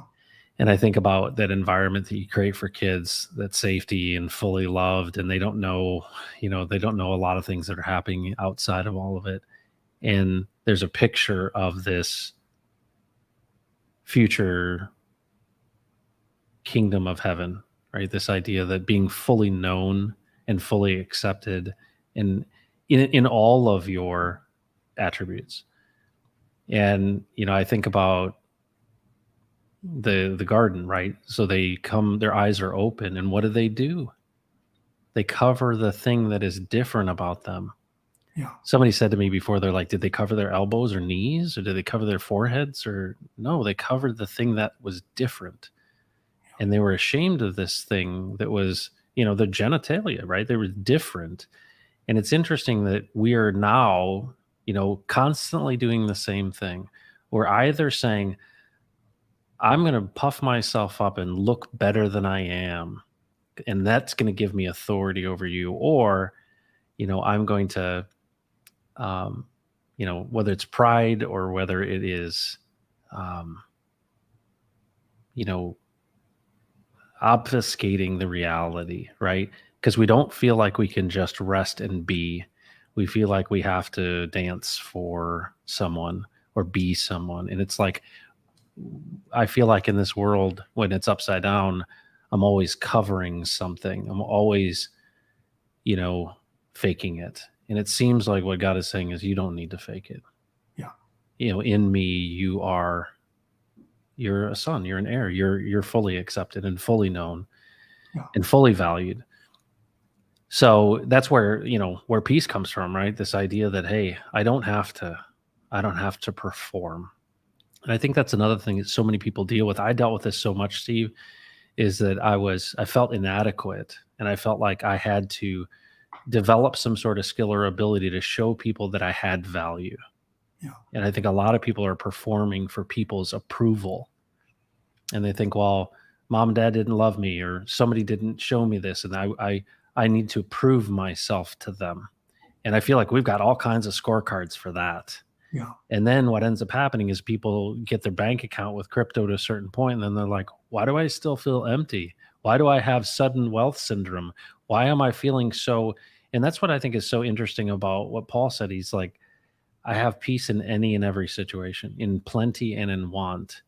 And you hear stories about this idea of, really, can you have peace and have cancer? Yeah. Can you have peace and be in torture? Can you have peace and be going through the storms of life? If you listen to his voice, he carries you through the stuff. And that's why right before we got on this call, I'm like, I saw he goes before us, and there is a plan. There's a mystery about it. I have to admit, he doesn't I don't have burning bushes on my desk, and I long to see that, right? I do really, I really believe that, but I'm also enamored with the idea that if we just touch the hem of his garment, and I love that picture, because what it says is the woman who is bleeding, she reached out. She chose Jesus, and she said, if and it was like a very small thing. It wasn't like, let me get his attention, let him speak to me, let him touch me, he needs to do something for me. No, no, if I just touch the hem of his garment, which I think is this picture of, just give me Jesus. Just give me anything of him. And of course, his power went out of him, and he was amazed by her faith. In this idea of, as we long for, I think there's a lot of benefits to this, Steve. It's funny. What I love about God's creation is there's all kinds of like incentive built into this. You get yourself turned right side up and you start seeing things this way, and you go, whoa, you don't know the power of having peace in the storm. Like, there's nothing to describe it. And it doesn't mean that, things don't happen, because if there are all these people in this world who have given their authority away and are trying to get theirs, I mean, there's all kinds of dangers in this world that is really a result of believing the lie and going our own way. But that's why it's funny. And we've talked about this before, but there's a part of me that's like, I'm so amazed by the grace of God, because I almost feel like in the midst of us not understanding this, he still is gracious. Absolutely. Right? And just like patient with us. And it's like, even in the midst of not knowing this stuff, I'm 50 years old, dude. And here I'm still learning what the gospel is. Yeah. And it's not like a transactional thing in the sense that is this constant depth of like, a well that you can never reach the bottom of. Like you can, like, he's okay with these questions. He's okay with these things. And it's like, what I love about what you said and what I love about this whole interaction with you is, in the kingdom of God, there's no middleman. There's no priest that stands in the middle. There's no pastor. There's no person. You have direct access to the source. Yeah. And Jesus is alive and he is speaking. Yeah. Period. And to me, that is revolutionary. And, now I think about it. I think about Paul walking around the Mediterranean 4 times, getting shipwrecked on Malta. And I go, this is what he was doing. And this is why this thing absolutely exploded. It's because there's real power in it. And that's the thing I always was upset about with kind of Christians when I was a kid, is I did not see that power. It did not have, it was a form of godliness, but denying its power. It was lukewarm at best. Yeah. And to see it this way, it's almost like it's white hot in its calmness. Yes. In its peace. And I absolutely love it. Well, Steve, thank you so much for once again devoting 2 hours of your day to doing this. I know you love talking about this stuff. I love it. And I really, really appreciate you. And it's funny, like, I got so much out of this personally. So thank you. Anything you want to share with anybody that's been watching this, or just any last words of encouragement to people? There are 2 things that are on my mind. So I appreciate you asking that. The woman who touched Jesus's garment, it talks about, she was bleeding. Yeah. Well, life is in the blood, we're told. Yeah. And so what was happening is life was gushing out of her, and had been for a number of years. And so she didn't go to the physician, just, you probably went to all kinds of physicians, but she went to the one who had life, because her life was gushing out of her. Wow. And she could not stop that. Well, that's what I hear through John May's question. Life is gushing out of him, and he goes to religion and, Christian, and it's still not restoring life. Yeah. Taryn, that's what I hear. She wants to hear. She wants to, she doesn't know how. Life is gushing out of her, and she can't stop it, and she doesn't know where to go. Well, Just go to him. Just touch, just reach out. And guess what? Power will flow out of him. Wow. Okay? And when power flows out of him, he'll bring you to where he is. And where he is where your life is waiting for you. Wow. That's where it is. The second thing, probably to a business guy out there, I don't know. I played baseball. It's all I knew how to do. I could run really fast. I could throw the ball through a wall, and I could hit it a mile, especially for a small guy. Jesus decided to take me out of that and put me into business. I had absolutely no idea what a debit or a credit was. Not only did he put me into business, he had me start a business, and then at the appropriate time, he took me out of that business and put me into consulting. Now, can you imagine being a consultant not having a clue what business is about? Right? He said, son, if you want to learn the game, you got to play the game. So get in the game. And so he took me through all of this. So fast forward years later, was helping this company that was in a lot of trouble. They asked me to take a senior management role to help them out. I put a guy into the chief engineer position. This was an international company, and he comes to me one day. He says, "Can I buy you lunch?" I said, "Sure, I'm cool with that." He says, "Yeah." So we go out to lunch. We have a good time, and he says, "Hey, the reason I asked to have lunch with you," he says, "I've been around a long time. I've never seen anybody talk about business the way that you talk about it. Can you point me to some books where you have learned how business functions in the way that you describe it? I've never seen anything like it." I said, "Oh." I said, "Are you sure you want to know?" He said, "Absolutely." He got his pad out, and he was going to write down the titles to the books. I said, "Virtually everything that you have heard from me and seen from me has come from one source." He said, "Really?" He said, "What's the name of the book?" I said, "His name is Jesus. If you want to learn how business is really designed to function and operate, talk to him. He's the guy who created it. He is the source." And what I love is you didn't say the Bible. No. And I think that's really important, folks, that you recognize. And this is one of the first things that was a challenge to me when I was talking to Steve is I've come to see this so clearly that the Bible's a derivative. It's a really great tool and it helps reinforce things, but it is not the source.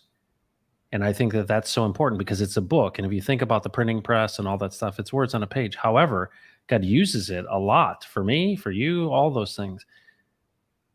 But this is why Steve, you at 71 and me at 50 see things the same exact thing differently when we listen to his voice. Yeah. Wow. Yeah. So awesome, man. It is just like Jesus, all this counterintuitive stuff, right? You're expecting him to do this thing. You're like, dude, why didn't you do this? And you're like, it's because I'm the architect, man.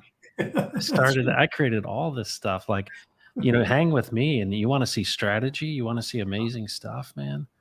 It's cool. It's really cool. And thank you for making it. I feel like what you're doing for me is you're making it so much more rich. It's like in Technicolor, but it's also, it's really accessible. Yeah. And it's the way in which you share it. And, the other thing I just want to give you like props for is, well, one, you're spitting truth, but also you're just your way, your patience and your kindness and your way about and your generosity. So thank you for this time. So many people in the chat are so appreciative of this time. And I'm just glad that we've got this, recorded and folks can come back to it. But thank you again for giving your time here on Friday. My pleasure. Have a great weekend. You too. Thanks, Steve. You See guys. you, man. Folks, once again, amazing. I look forward to this, 3 times, right? We've done this 3 weeks in a row, and it's so different, right? Like, and I was concerned, crypto heartbeat, you talk about crypto all the time. And what's really interesting about this is I'm just bringing you into something that I'm experiencing, and I want to be transparent and real with you. Um, and what I love about what's happening in the world is I feel like a lot of things that have been upside down are trying to get right side upped. And you're seeing something, and I think you're in this world, and it's like, you know, being called out of Egypt. You've heard that story, right? The Israelites being called out of a place of bondage. Somebody said one time, it's not that that happened. It's not that we think about this experience of being called out, but that it happens all the time. And Jesus in his voice is calling us out of these places. And there's so many people I love in Hexico. I just love it. Regular people, right? With addictions, with challenges, with frustrations, with money problems, with all kinds of stuff. My grandmother said to me one time, she said, he's always been enough. And I would say that it's true. So amazing, folks. Amazing stuff. I appreciate you walking this journey with me. There's work for us to do, and I'm so thankful for Steve. So thanks for being here, folks. Take care of yourself. Don't mess with Texas or the Philippines. And thanks, Steve Staggs. Take care, everybody. We'll catch you next time.